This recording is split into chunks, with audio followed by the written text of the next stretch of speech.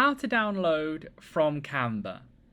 So this is going to be saving the images or videos that you have created on the Canva website and then being able to download them and save them on to your devices. So whether that be a MacBook laptop, Windows PC computer, all of these ways are going to be the same. Doesn't matter whether you're using like a thumbnail like this, an ebook, a PDF, or even a video. All you're going to want to do is, once you've finished editing, you want to click the top right hand corner where it says share.